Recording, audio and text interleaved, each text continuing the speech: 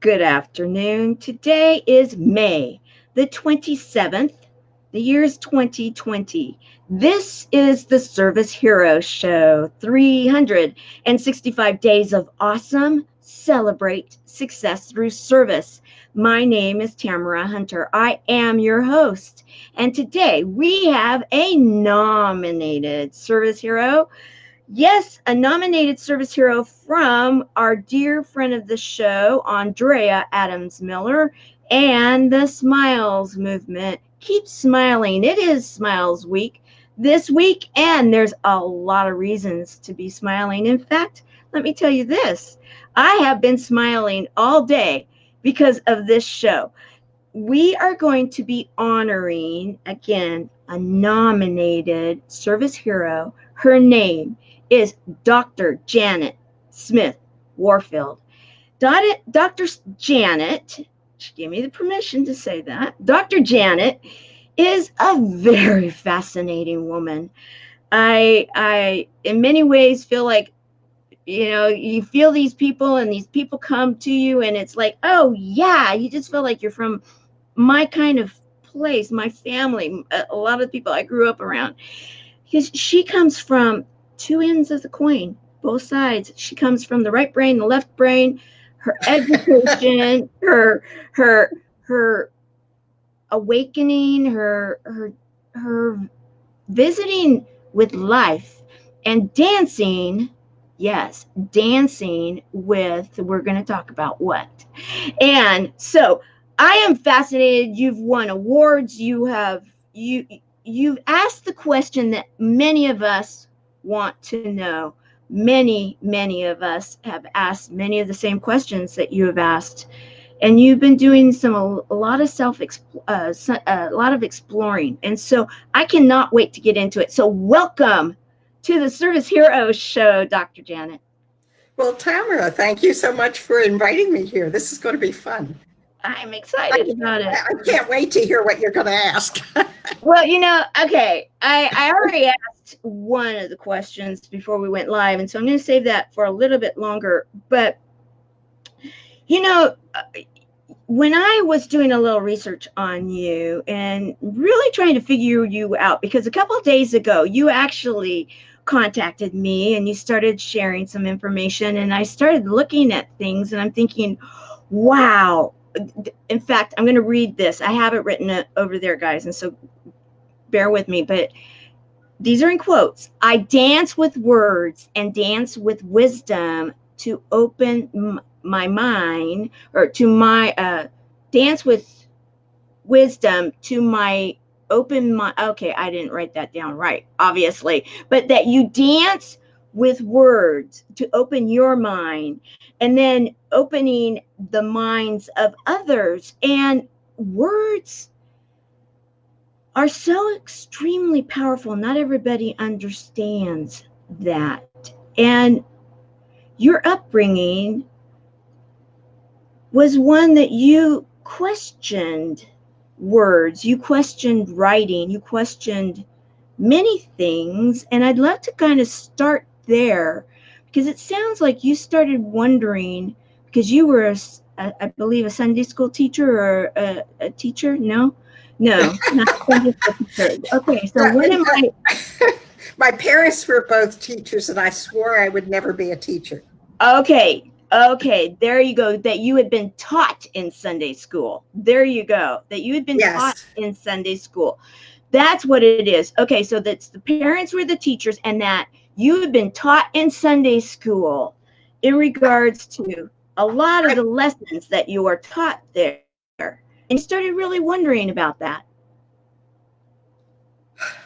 Well, I was taught about words in the Bible that made no sense to me. And the one that really didn't make any sense to me was resist not evil, but turn the other cheek. Why in the world, if somebody smacked me on one side of my face, would I say, go hit me again? It didn't make any sense to me. So I never understood that until I was around age 30. And this is actually a fairly long story, and I've many times, but maybe your listeners haven't heard it. At that time, I was married and I had 3 young sons. The oldest was 5 years old. And when his youngest brother was born, he began wetting the bed. Well, this was the last thing I needed. I was really busy with 3 young sons. So I figured maybe it would go away on its own. It didn't. I just ignored it. That didn't work.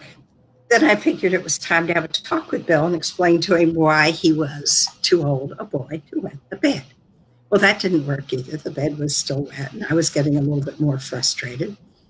So I think I raised my voice. That clearly didn't work. The bed was still wet. I think I even spanked him once, and then I knew I was getting out of control. And around that time, my mother gave me a book called Summerhill by an English schoolmaster, A.S. Neal. Neal had a very interesting, he ran a boarding school in England. He had a very interesting way of dealing with children in his classroom who wouldn't listen and were throwing spitballs or hitting other kids or being generally disruptive and not paying attention in class or contributing to the class. He didn't make them stand in a corner until they could be good. He didn't send them to the cloakroom until they could be good. He didn't make them sit down and write 100 times, I will be good or I will behave. He gave them a penny. And I thought, he did what? Why would you reward someone for bad behavior? It didn't make any sense to me. But everything I had been taught was not working. And I was pretty desperate at this point. So I thought, okay, I'll give this a try. I don't understand it. I don't know what I'm doing, but I'll try it. I've got a model to follow. Well, the next morning, the bed was wet again. And I didn't say a word to Bill. I just went to my wallet. I pulled out a penny. I gave it to Bill. And I walked away. I smiled and I walked away. And he's kind of looking at me as He's like, is this my mom? yeah, this is not normal mother behavior. But he never wet the bed again. And I was astounded. I could not believe how easy this was. And I sure as heck was going to play with this. I still didn't understand what was going on. Right. I was going to try it in other situations or circumstances. There was a time when Bill and 2 of his little friends were out in the backyard playing, and the boys started calling each other names. And I figured it was time for me to go out and do a little bit of an intervention there. But I didn't pull them both aside and explain to them why they shouldn't fight. I pulled each one aside separately. And I asked each one the same question. Do you want to fight? Oh. They both said the same thing. No, I don't want to fight, but he's making me do it. And I said, well, if you want to fight, go ahead and fight. And they kind of looked at me as if I was nuts. They looked down at the ground. They shuffled their feet. They didn't know what to do with that. And then they started looking at each other out of the corner of their eye. And 2 minutes later, they were playing happily together again. In each case, I was leaving people in choice.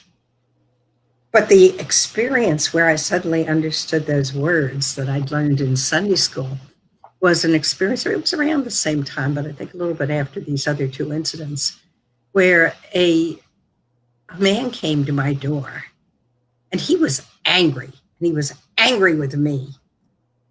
And instead of getting defensive or saying something like, well, you shouldn't be angry over a little thing like that, I didn't say that. I just said, I am so sorry. What can I do to make things right? Like that, the actor stopped. He left. We were friends. And as he walked away, why do these thoughts pop into your mind out of nowhere? I don't know, but it happens to me all the time. And I think they're messages that I do need to hear. And the thought that popped into my mind was what I'd been taught in Unitarian Sunday school so many years ago. Resist not evil, but turn the other cheek. And I thought, oh my gosh, look what happens when I do that. It brings warring parties into alignment, which is interesting. Because this is also the Christian symbol for prayer. And the Hindu symbol for namaste. Oh, right. Yes. So it's shifting any dynamic from a power over power under dynamic or a power against dynamic into a power with dynamic.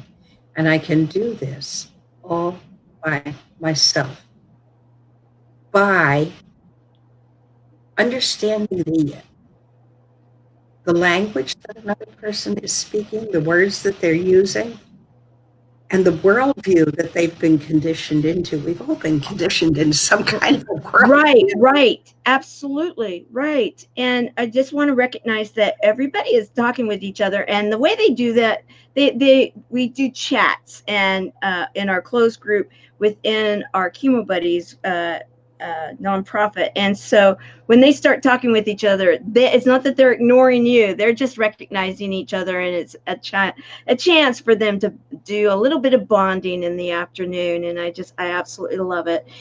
That was, I have to say, I had like so many aha moments going on, and I thought I understood some of that stuff. And yet when you were just explaining, and I'm grateful that you took this time, and I'm sure others are too, that if you're live, please hashtag live.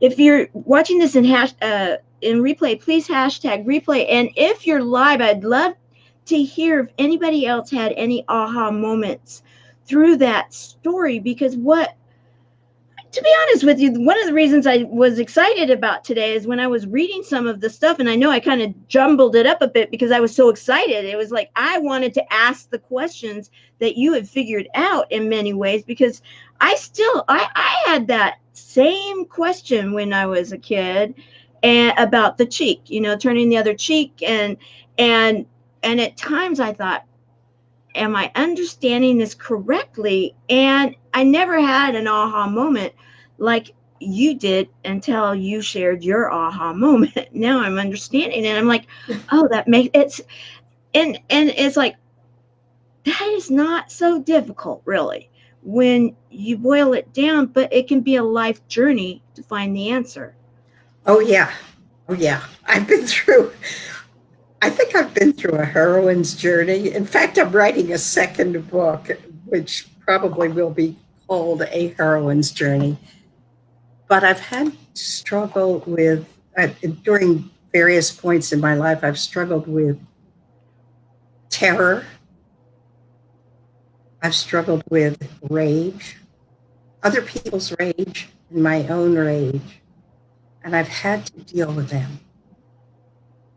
And I know how to do that now. And if anybody is interested, I can, for example, if anybody's feeling fear, for example, right now, either about cancer or about COVID-19 or anything else, Right. you got to start watching your own mind.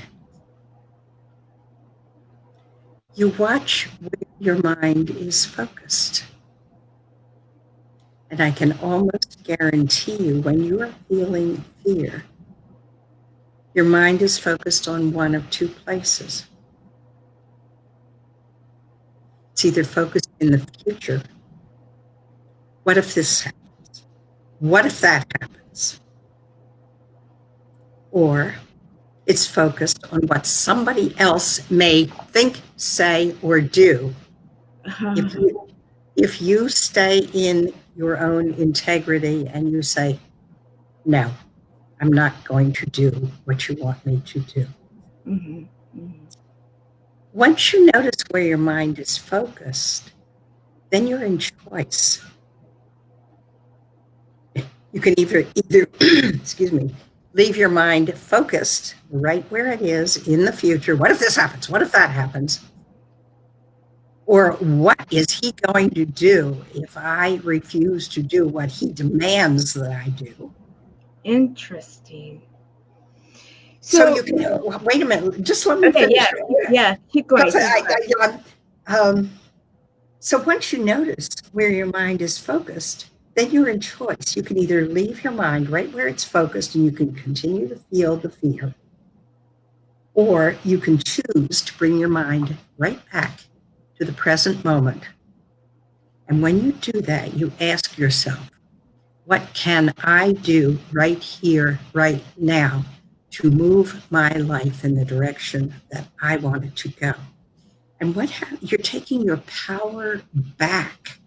You're taking it out of the future, which you really can't control anyway. And you're taking it out of the hands of abusers or controllers. And you're putting it back into your own hands. None of us knows how long we have to live. It's not in our hands. But we can choose always how to use this present moment. again, lights going on and wow, like big, huge ahas. So when you hear people talking about, you really put it in clear language, and that's where, I love the fact that you love to dance with words, because you're painting the picture. You're helping us to understand in ways that are understandable. So what you're sharing right now, so many people say live in the moment, live in the present and everything like this, and yet sometimes you wonder, how do you do that? Really, how do you do that? Like, okay, I'm in the moment. I'm really trying to be grounded in the moment and doing all of that. And yet our minds wander. We go here, we go there. With the choice piece, the piece also to just understand, be able to ask yourself, what is it? What is it? What is it that you can do? And not be looking so much at the future. Also, what does it matter what anybody else thinks about you? Because it really, you show up, you're the one showing up, you're the one that's having to deal with whatever it is in the moment. And so you're helping to, and that's another thing that I wrote down about some of the reading I did about you, was that you seek understanding and clarity. And that's what you're doing right now. You're sharing with us how to do the same, to seek understanding and clarity. I love listening to you. I'm just like, okay, guys, I'll ask a few questions and I'm just going to be quiet, because it's fascinating. But I do want to tell a little bit of your story, and so you have all sorts of things going on, and I love this, dancing with words, dancing with wisdom. And again, that is just so, you can play with that all day long in your mind, dancing with words, and you do it with your stories. But how did you come up with this? And because this is a great title. And then the fact that you have the business background that you have, which you were an attorney in a very, I told, for nearly 3 years, I was in commercial real estate, and I worked with the real estate attorneys. And real estate attorneys are an interesting group, guys. And that was your area of expertise, was real estate, right? It ended up being with a lot of emphasis on title work Okay. All and right. very little litigation. But practicing law taught me about how to use words, just as my life experiences taught me how to use words. You noted, for example, that I was telling stories. And yes, stories are a very powerful way to communicate.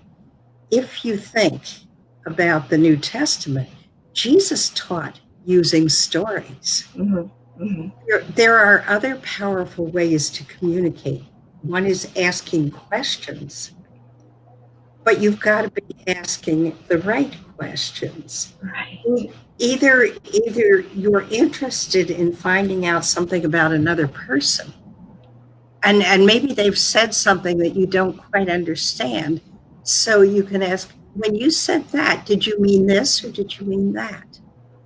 I'd like to get clear on what experience you were connecting your words to,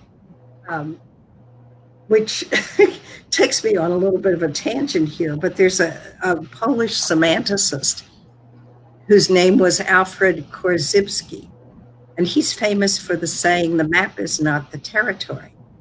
If you get that, really understand that, you will realize how treacherous, but also how powerful words can be. The map is not the territory. The words are not the experience. These are my words now, not Korzybski's. The words are not the experience. The menu is not the food you eat.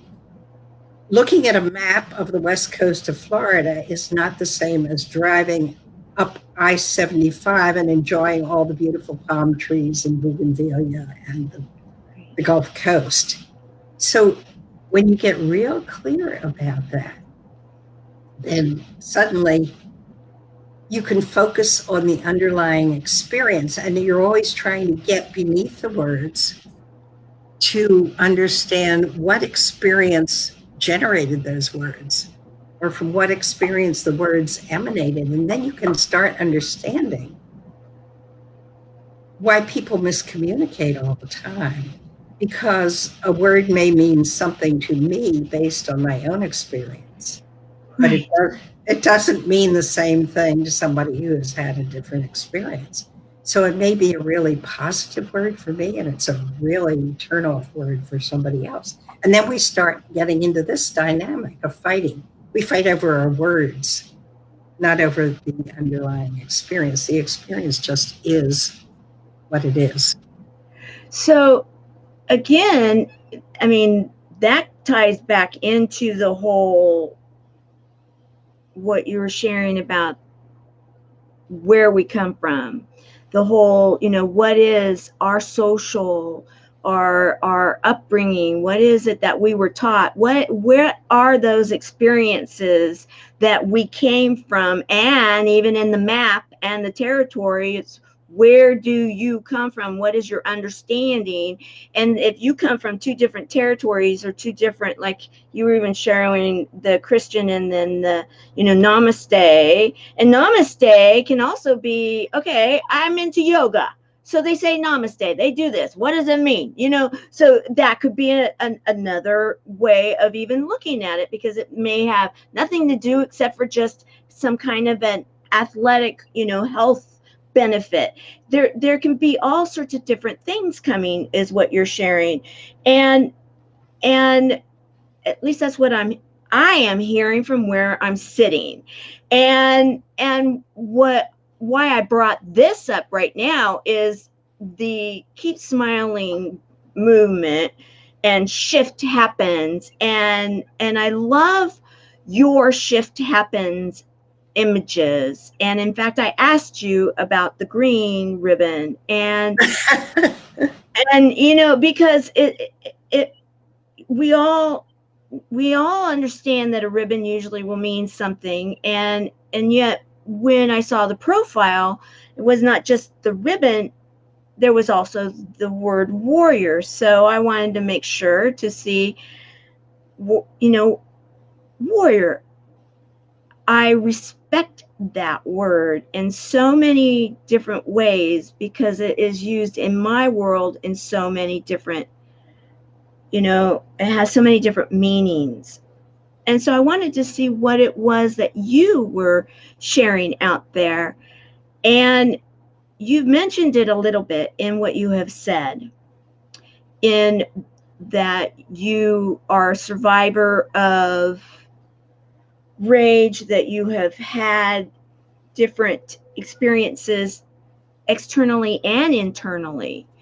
I if I would like to go there for a few moments, because I know that that's a very, very real area, and an area that so many with that watch this show can say, yeah, I understand that. I get that. Because a lot of people that then end up not shifting or not somehow healing from it, it can take other forms. And many then are diagnosed and hear three words really no one wants to hear, and many are. And yet we're now shifting that too. And that's what I love about this period of time. And you, even before we went live, said so many people right now from the corporate world are making changes.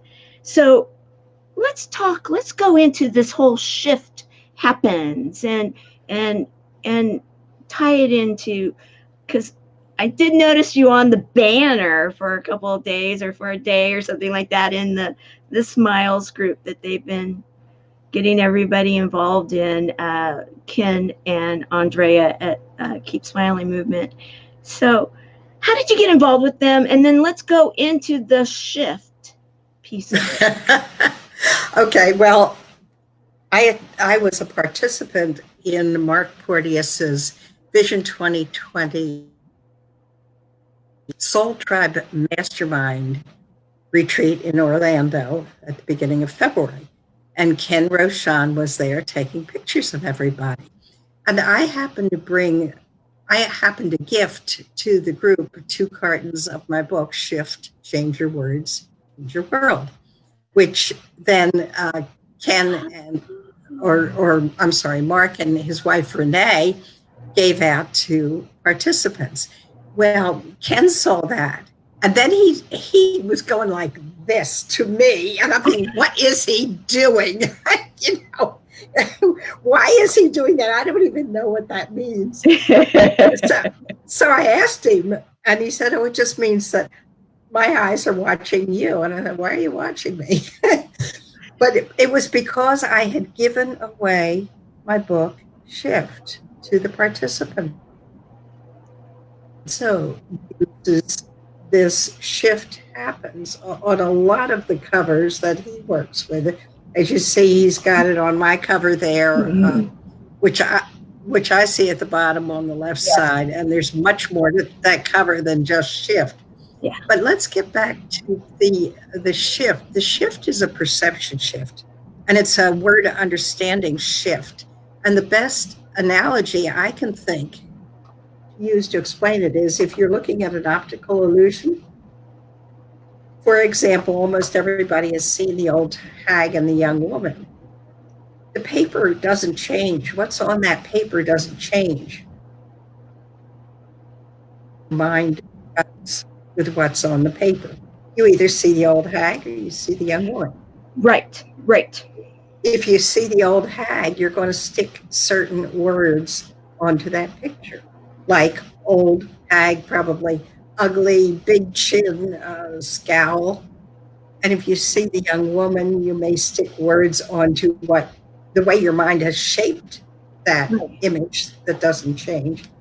You may stick words on it like beautiful, young, attractive.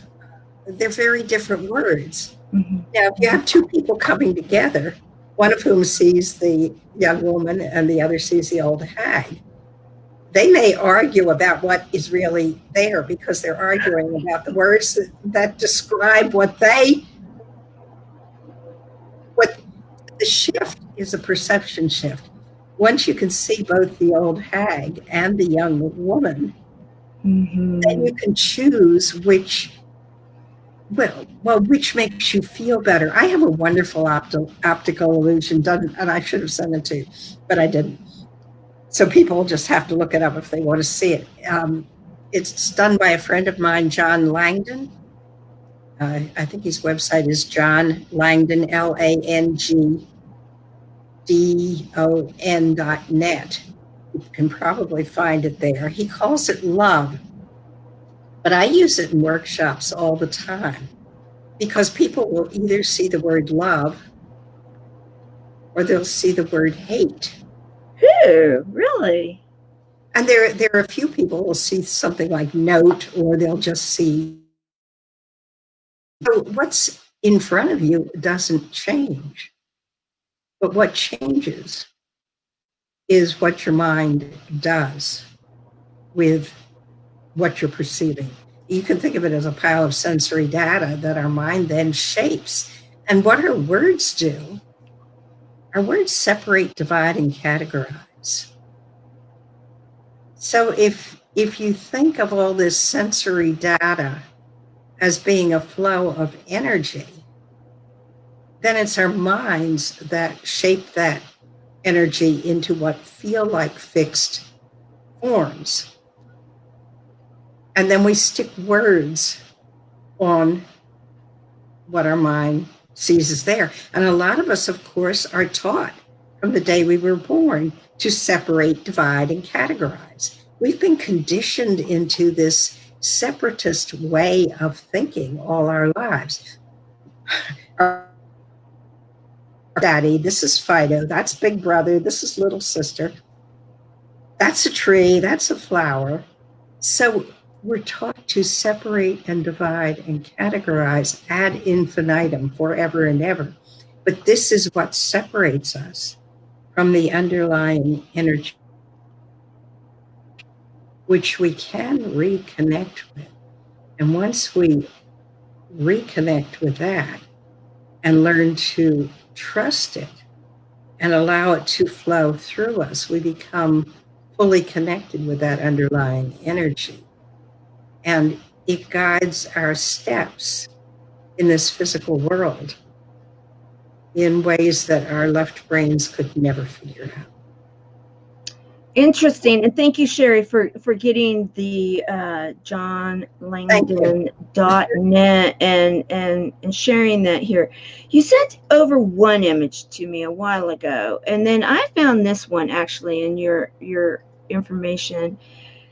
And let's see, always stay in integrity with yourself. And I love that. And then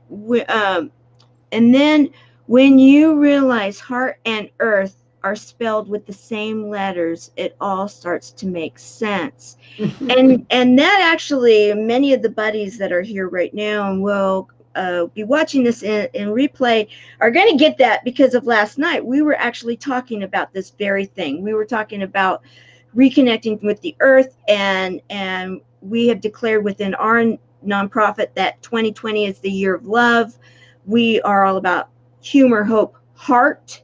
That's a big part of what we are all about. The healing through connections, healing through nature. And we just did a whole like some segments that are going to be explaining our whole program that we filmed amongst the trees, amongst beautiful streams and just gorgeous waterfalls, and beautiful to bring that in, because that energy is just so important. And then I was getting more comments this morning about it, about how nature really can teach us the frequency of love. And so when I saw this on your page, I'm like, okay, we're going to talk about this one. This is like the power of words, dancing with words. I had never realized that heart and earth, but it makes sense. And when you look at it, sure, absolutely. You know, that is not original with me, and I forget where I got it. I got it obviously from a friend, but I didn't put that one together. I did put the one about integrity together because to me, that's the challenge always, is to stay in integrity with your own unique personal path. And of course, everybody wants to pull you into their path, but other people's paths are not your path. And it goes back to what was written on the Temple of Delphi, know thyself. That's what's really important. But there are patterns that run through all of our lives. For example, I think fear or terror runs through all of our lives. Maybe we're not aware of it lots of times, but that's perhaps because we've never stepped outside the box and had somebody hit us on the head with a 2x4 because we didn't do what they wanted us to do. I'd like to get back just for a minute to I'm sorry I didn't send it to you, the love-hate ambigram. Absolutely.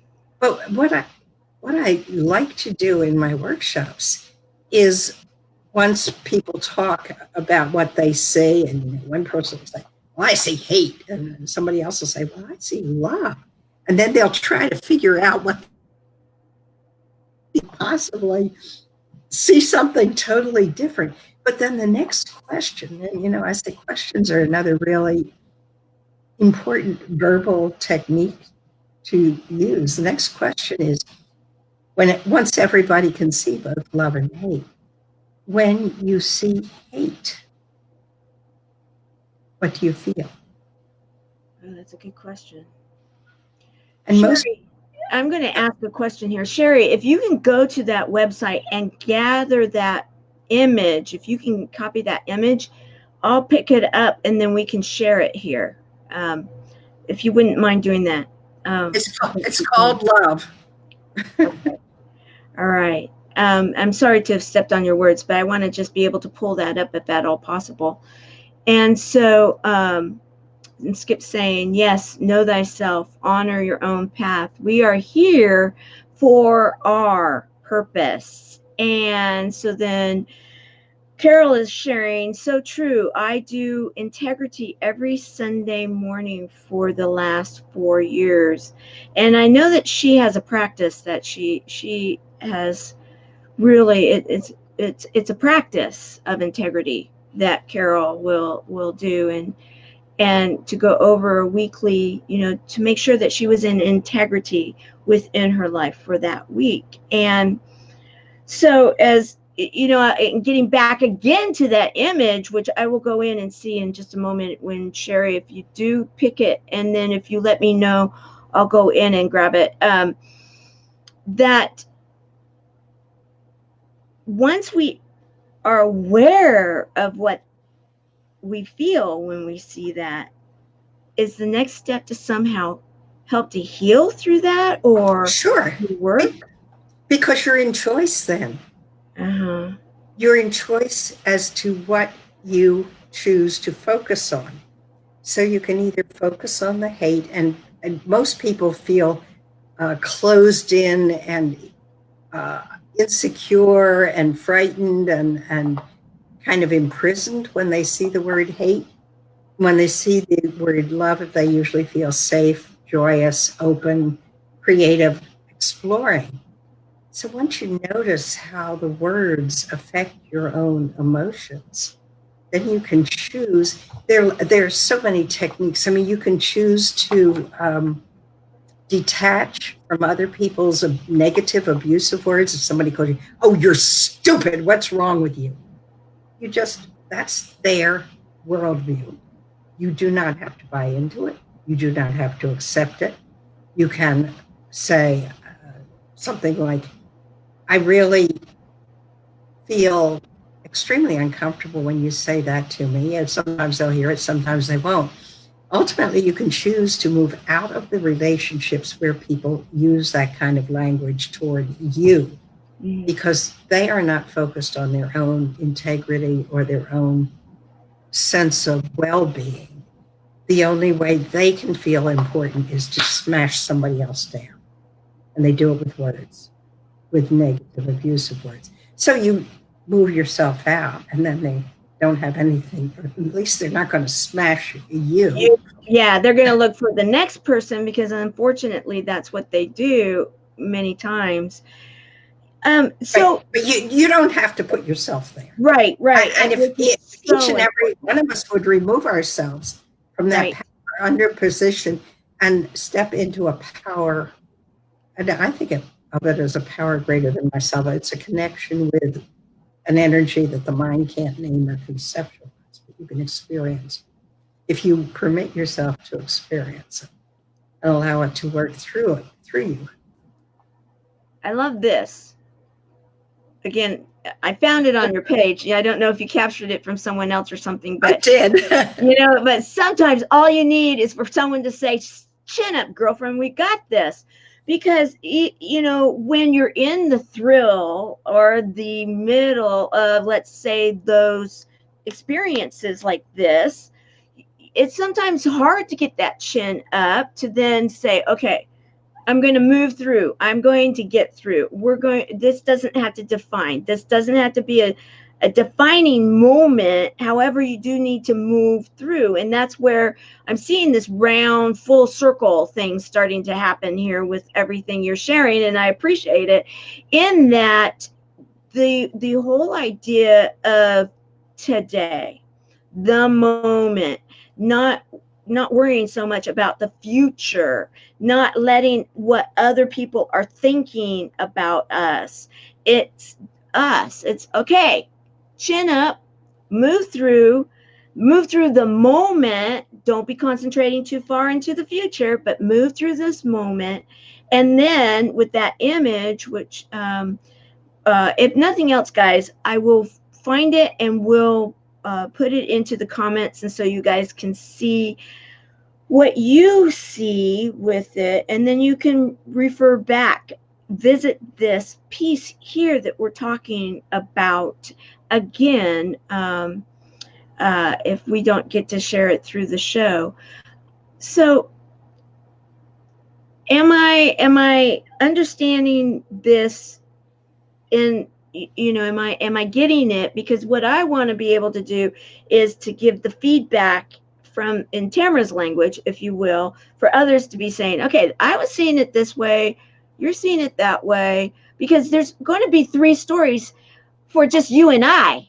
And then we have all these other people going on. So we've got, you start thinking how many people are going to see this in all the different places they're going to see it. We've got a lot of stories that are going to be taking place from this conversation. And number one, understanding that piece of it can also be very freeing too, right? When you understand you're coming from 2 different places and there might be 3 conversations, 2 chairs, 3 conversations with just 2 people, multiply many. And that's where I like to think in terms of simple things. And so that's where that love and hate thing comes in, and I'm thinking, if we can learn from this image, the love and hate, what a great gift that is. Because right now I didn't number the show, I dated the show. Today is May the 27th, 2020. We right now are still in the throes of a worldwide pandemic, though some areas of the US, though I'm in Southern California, guys, so not so much here, but in some areas of the US, we're seeing some things lifted. And so right now has been a real trying time for a lot of people. It really has. The lessons that you're teaching right now in your stories, and yes, if you haven't figured it out, she is a poet. She is a poet. And you've written poetry. You are a poet. You speak in poetic terms. I love the dancing piece of it. You have the intellect. I mean, yes, if you haven't figured it out, she went to one of the best colleges, and yes, she graduated cum laude. You're not going to go there so much. That's resume. However, what you may be feeling right now, I am hoping that you're feeling what I'm feeling, and that is a journey. I am excited to be on this journey with you right now, Dr. Janet, through your stories, through everything that you're sharing with us, because my soul, my mind, my intellect right now, sitting in this place that I'm sitting with you in the conversation, three sides to the story that we're having, I, without seeing the image, but just trying to figure out what the image may be sharing, even in my own world, you know, have I had those moments where I have felt like almost I couldn't breathe because of the closed in nature of something that in life has put me in a place where I allowed myself to go. I have to take accountability for it. Right? Right? Yes. Yeah, we're all in choice. We don't realize we're in choice lots of times. Right. That's where awareness comes. And that's what you're teaching us today. And that's why I'm so grateful that today it's not an accident. I have a feeling there will be many that will say, wow, she's so sweet and she tells stories, but you tell stories that matter, because stories that have a lesson and lessons that are told through a story are ones that are going to cross through the bridge to our subconscious brain, to our being, and help us to possibly be able to come out of something in a much, let's just say that four-letter word love can be the word that we then embrace much more and feel those wonderful feelings that come along with the love word. And we can create that in our own lives. I will say there are times, oh gosh, it's no. Let me go to a real simple version of this, okay? Okay, yeah, You like let's do that. Yeah, simplicity? Let me I like simple. Yeah. do whatever you want as long as you do no harm. I love that. Does that work? That works beautifully. That's the simple version. I mean, we can go into all kinds of deeper explanations and contortions and show you how so many of the religious traditions actually talk about the challenge of words. It was when, and this is as a metaphor, used as a metaphor, but if you look at the book of Genesis in the Christian and Jewish, were expelled from the Garden of Eden. Why was it? Because they ate of the tree of knowledge. They created a language. And at that point, they became ashamed because they were aware that they had broken a rule that they've been told not to break. And the transformation is really coming back into the experience. That does not mean you can't use your words and your mind to plan a course of action for the future or set intentions or goals about what you want to do with your life. And if you're really in a challenging situation, that's when it's really important to bring your mind back to the present moment. And you ask yourself, what is the most important thing for me to do right now? And what can I easily do? That's another good question. It may be as simple as cleaning up the dirty dishes in your sink. Mm-hmm. And then you've taken your power back and you've accomplished something that makes your life a little bit easier. You know, one of the other things I noticed on your, and I just grabbed a few of them, but the words, you know, because again, the whole power of words, and I'm gonna actually stop this banner. Let me just do that right here, because the fact that sometimes I believe that many times we may see a word, we may not give it much thought. What does it mean? Is it going to nourish me? Is it going to, there's some others that I grabbed. Is it going to strengthen me? Is it going to, you know, what does strength mean? Okay, you look at the beautiful rocks. It reminds me of Arizona or southern Utah, the Zion area, or, you know, Sonoma, or one of those beautiful areas that you were talking vortex, you know, and the awakenings that are happening, the nourishment of our earth, and the vibration of love that can come from grounding ourselves, hug a tree, all those neat things, right? Take your shoes off and, you know, play in the grass.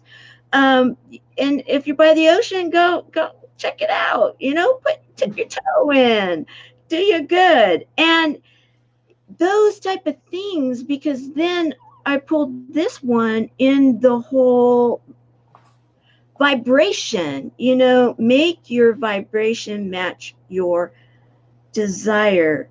Imagine it the way you want it to be. And like you said, okay, keep it simple. So if you want to do it, it's not going to hurt anybody. If you can imagine it, it just might even raise your vibration. Is that what I'm hearing from you?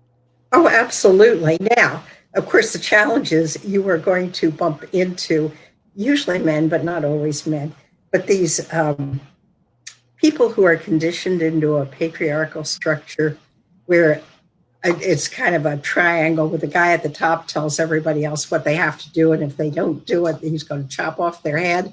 That kind of conditioning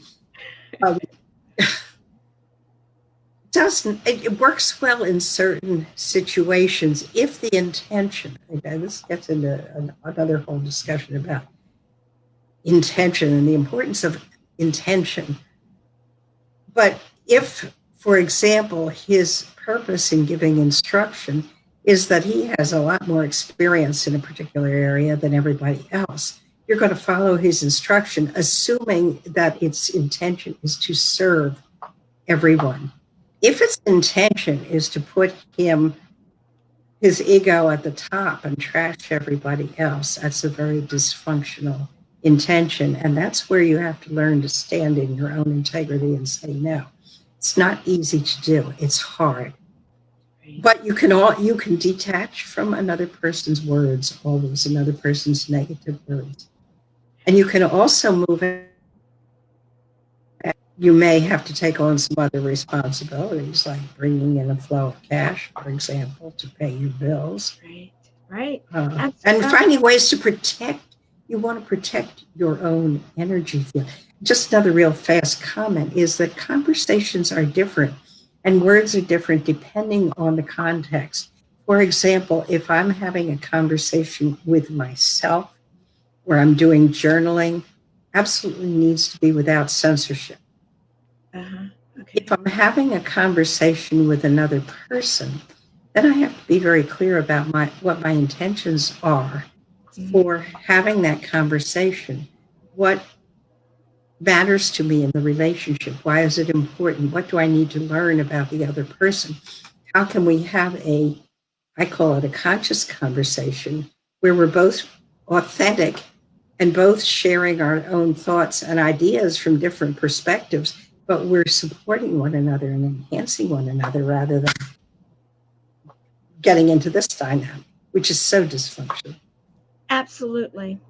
I want to at least recognize this because I put it out there, and I want you to tell us a little bit about this, and then I want you to be able to have a few moments where I'm going to drop down from the line and I'm going to let you share an inspirational thought or a nugget or something that you feel that you want to leave everybody with, because oftentimes that's where the real treasure of this conversation takes place, because it's very interesting what has happened. So many people come back to me and say, wow, what that person shared was exactly what I needed to hear. And I so appreciate that. I want, though, to recognize, because I love these pictures. You were inducted into the International Association of Top Professional Hall of Fame. And that bus there, where is this that you're at, where you're pointing at the billboard there? Well, that's a photo of me in Times Square in New York City. Times Square. Okay, that's what I thought, because this picture here looks pretty much like it right there. How exciting. When was this? Oh gosh, I don't even remember.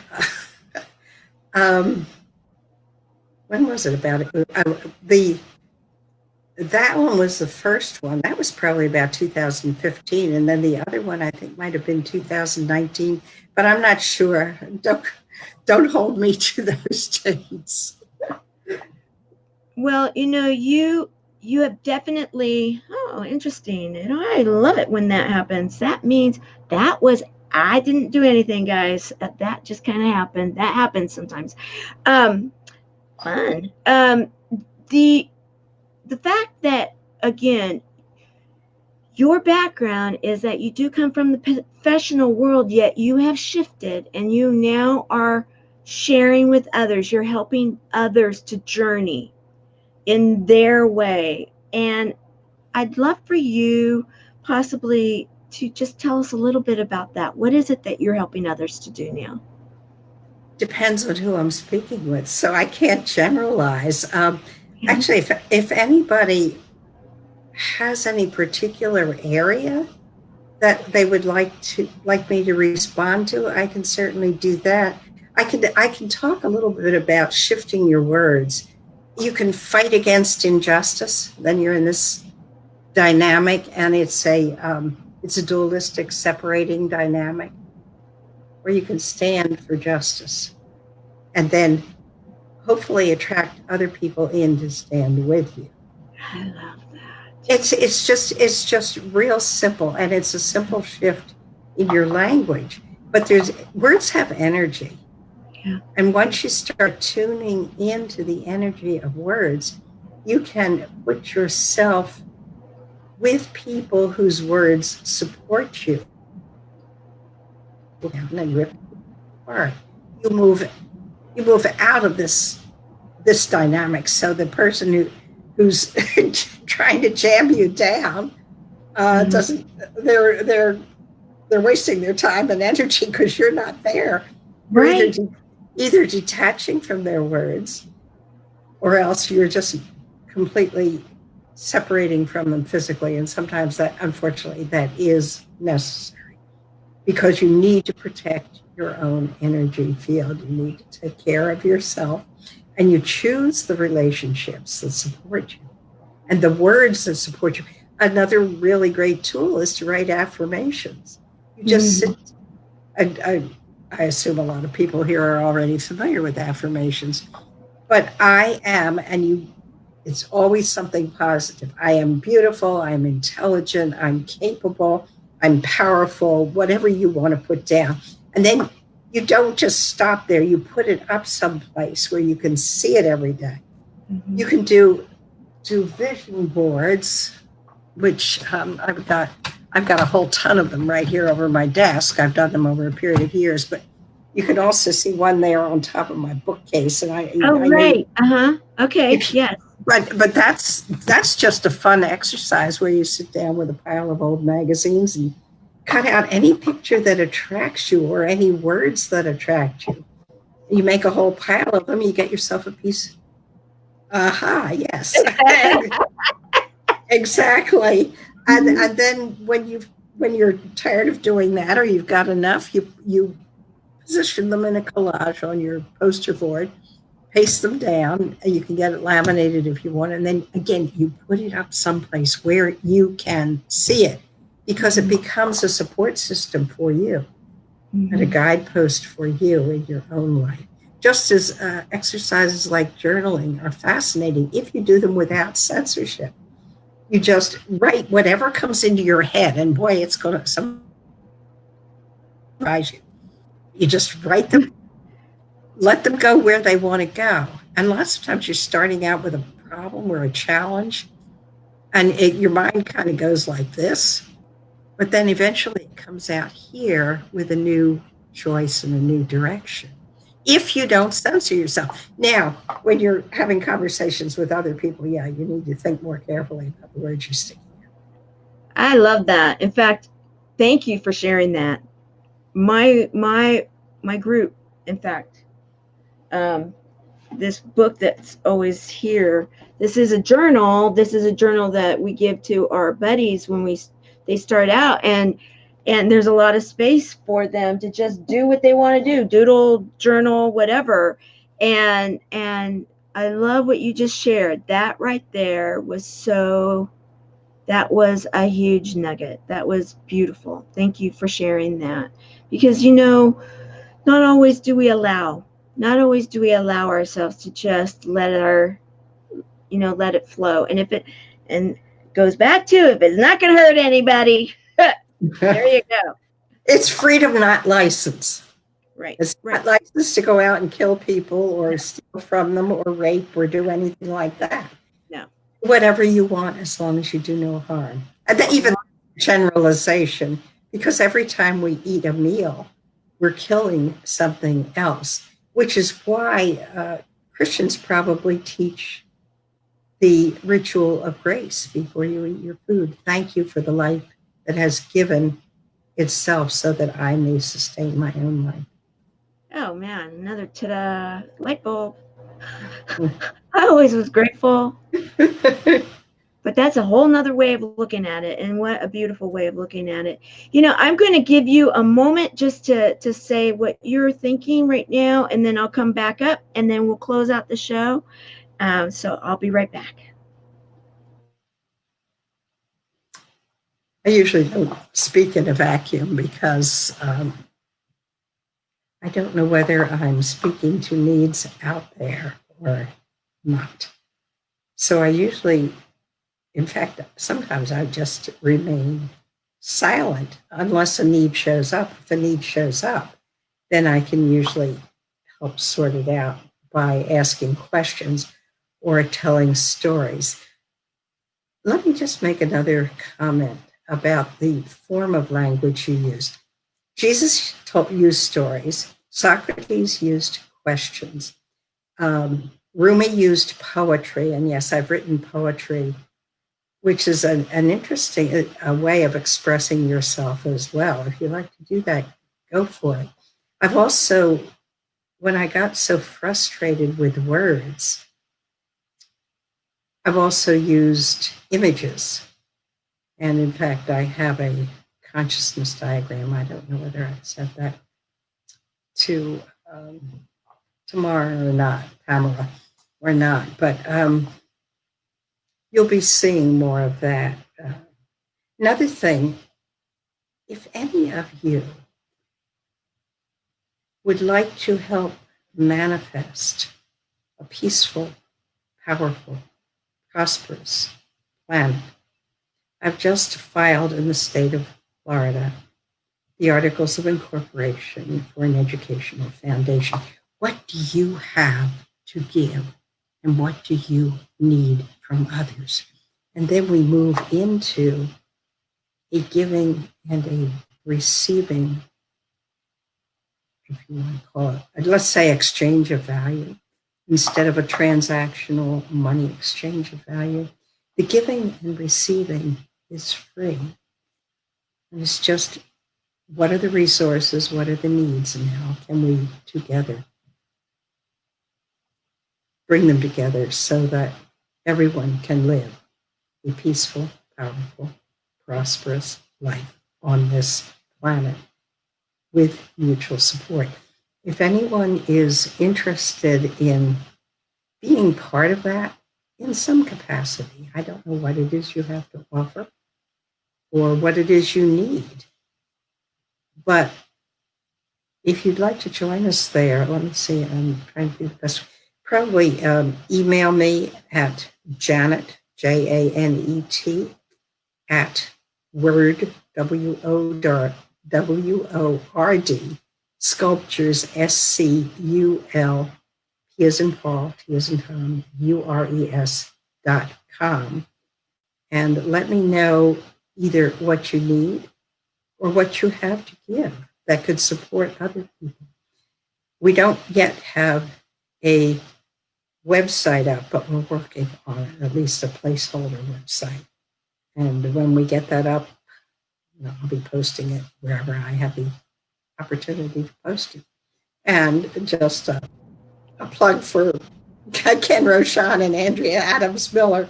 Keep smiling.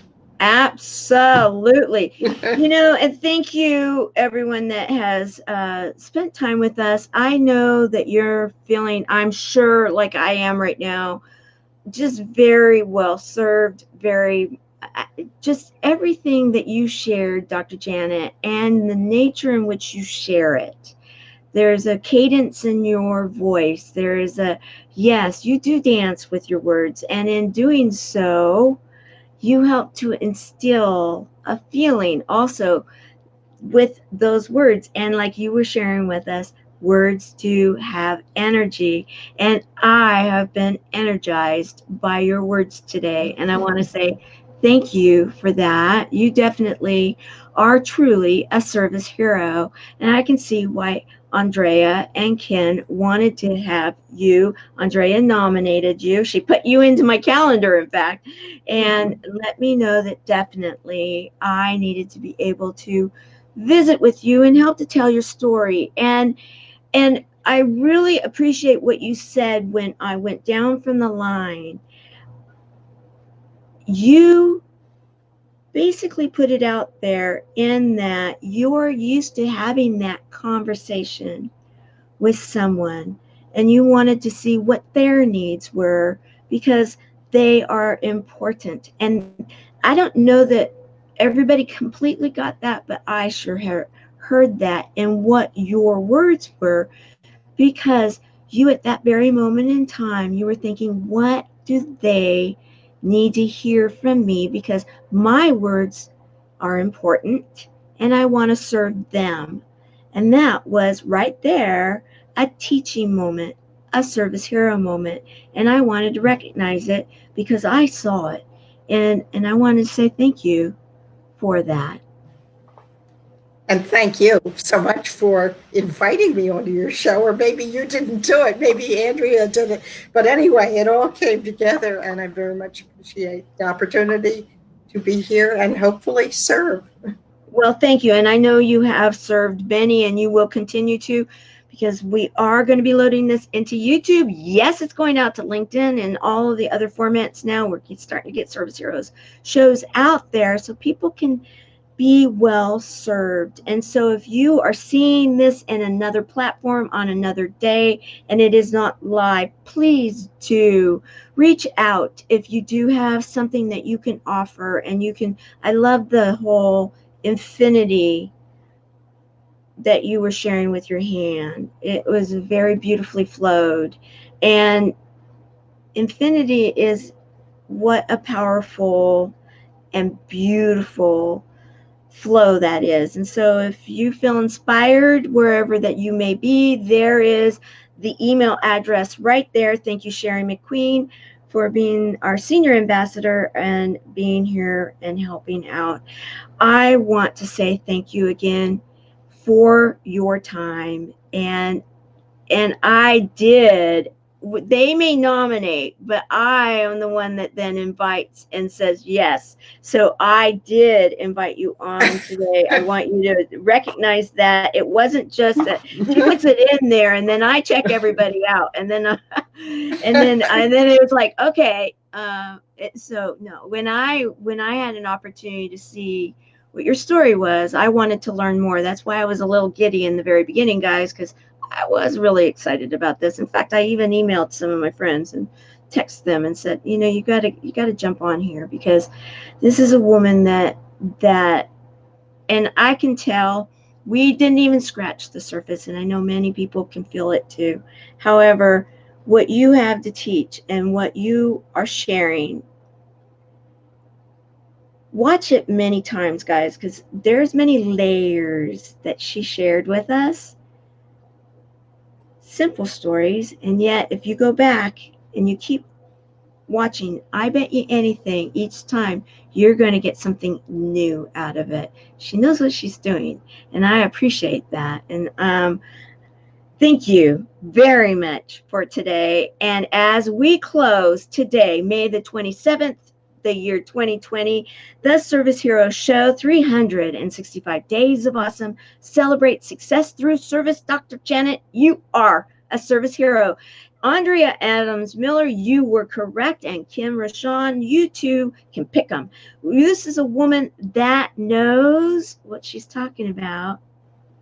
And she is very generous with her heart, with her spirit, with her mind, and with her intention to help us to also want to seek understanding and seek clarity. So I want to thank you for that. And thank you so much. This is my joy, Tamara.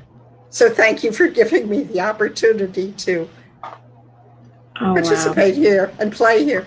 Well, thank you. You just filled me. So thank you very much. All right, guys. Tonight is What's Up Wednesday in the chat for Chemo Buddies for Life in the closed group. If you haven't joined us, feel free to. If you're feeling kind of that isolation and alone, we are helping to ease that suffering for those affected by cancer and also pandemic COVID. We are experiencing a lot of humor, hope, heart hugs, and love within our organization. So join us over at the Chemo Buddies #4 Life page. Go to the closed group, go to the community, join us. And tonight at 5 o'clock, we will be learning once again, from our board vice president, Misty Lane, some more coping skills on how to get through the pandemic and do it in a healthy and wise way. See you there. Bye, everyone.